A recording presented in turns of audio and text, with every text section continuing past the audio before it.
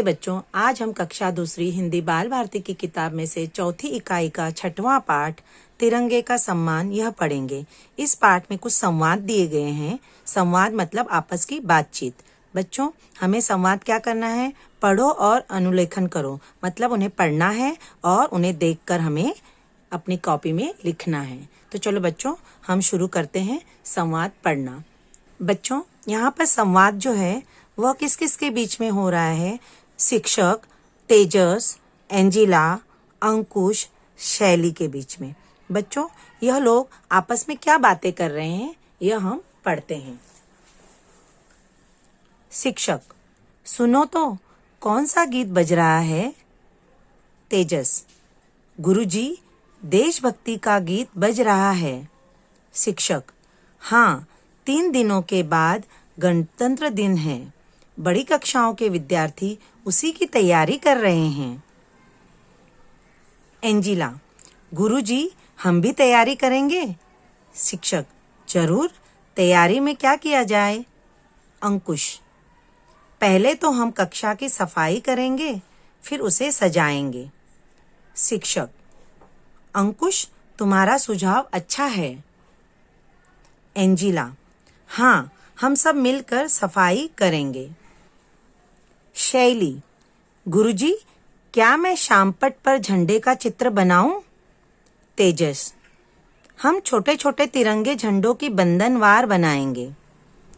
शिक्षक: शामपट पर झंडे का चित्र जरूर बनाओ, पर बंधनवार मत बनाओ। अंकुश: क्यों गुरुजी? शिक्षक: हमें हमेशा तिरंगे का सम्मान करना चाहिए। जब हम बंधनवार निकालते हैं तब छोटे छोटे झंडे नीचे गिरते हैं।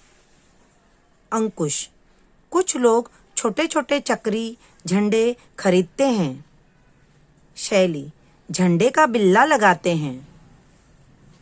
एंजिला: लेकिन बाद में उन्हें इधर उधर फेंक देते हैं। तेजस: हमें उन्हें ठीक से रखना चाहिए, उनका अनादर नहीं करना चाहिए। शिक्षक: शाबाश। बच्चों, हमने इस पाठ का वाचन किया। इस पाठ में जो लोग आपस में बातें कर रहे हैं वो शिक्षक और स्कूल के विद्यार्थी हैं। तो गणतंत्र दिवस 26 जनवरी आने वाला है, उसकी तैयारी चल रही है विद्यालय में। कहीं पर देशभक्ति का गीत बज रहा है तो कहीं पर बच्चे गणतंत्र दिवस की अलग अलग तैयारियों में जुटे हैं।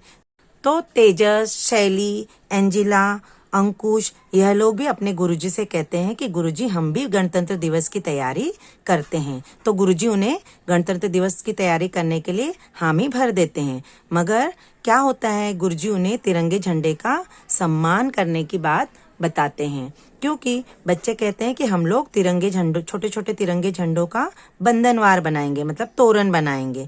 तो गुरुजी कहते हैं कि नहीं, झंडों का बंधनवार आप लोग मत बनाओ। शामपट पर, फलक पर तुम झंडे का चित्र जरूर बनाओ, लेकिन उसका बंधनवार मत बनाओ, क्योंकि जब हम बंधनवार लगाएंगे, बाद में गणतंत्र दिवस मनाने के बाद जब हम उसे निकालेंगे तो बंधनवार को निकालते समय छोटे छोटे झंडे जो है वो नीचे गिर जाते हैं। इससे उनका अपमान होता है। बच्चों, तिरंगा झंडा हमारे देश की शान होता है ना। हमारे भारत देश के राष्ट्रीय प्रतीकों में आप लोगों को पता है, राष्ट्रीय पशु जो है वह है बाघ, राष्ट्रीय पक्षी जो है वो है मोर, राष्ट्रीय फूल जो है वो है कमल, उसी तरह राष्ट्रीय फल जो है वो है आम, और उसी तरह हमारा राष्ट्रीय ध्वज है तिरंगा।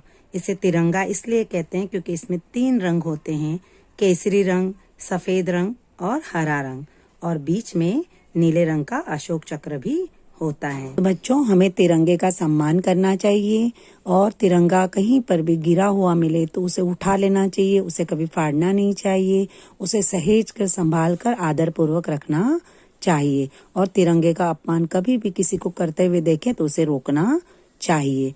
बच्चों, जिस तरह से हमारा तिरंगा राष्ट्रीय प्रतीक है, राष्ट्रीय ध्वज है, उसी तरह हमारे राष्ट्रीय त्योहार भी हैं। 15 अगस्त जिसे हम स्वतंत्रता दिवस के रूप में मनाते हैं, और 26 जनवरी जिसे हम गणतंत्र दिवस के रूप में मनाते हैं। इन राष्ट्रीय त्योहारों के दिन भी बच्चों हम लोग जो है स्कूल में भी तिरंगा फहराते हैं। तो बच्चों, इन राष्ट्रीय त्योहारों के दिन लोग जो है वो अलग अलग तरह के तिरंगे झंडे की बनी हुई चक्री, बिल्ले छोटे छोटे तिरंगे झंडे खरीदते हैं, अपने वाहनों पर लगाते हैं, साइकिलों पर लगाते हैं, मोटरसाइकिलों पे लगाते हैं और बाद में उन्हें यहाँ वहाँ फेंक देते हैं। तो ऐसा नहीं करना चाहिए, हमें तिरंगे का सम्मान करना चाहिए। बच्चों, इस पाठ में हमें यह समझाया गया है कि जो तिरंगा है, तिरंगा झंडा है, हमारे देश का राष्ट्रीय प्रतीक है वो, तो उसे हमें संभाल कर रखना चाहिए, उसका अनादर नहीं करना चाहिए। अगर तिरंगा झंडा हम कहीं पर भी लगाते हैं तो उसे आदर पूर्वक सहेज कर संभाल कर रख देना चाहिए, उसको यहाँ वहाँ कहीं पर भी फेंकना नहीं चाहिए। हम तिरंगे का सम्मान करेंगे तो दूसरे भी हमें देखकर तिरंगे का सम्मान करेंगे। तो बच्चों, इस पाठ में हमने तिरंगे का सम्मान कैसे किया जाए यह पढ़ा। अब आप लोग इसका अनुलेखन कीजिए।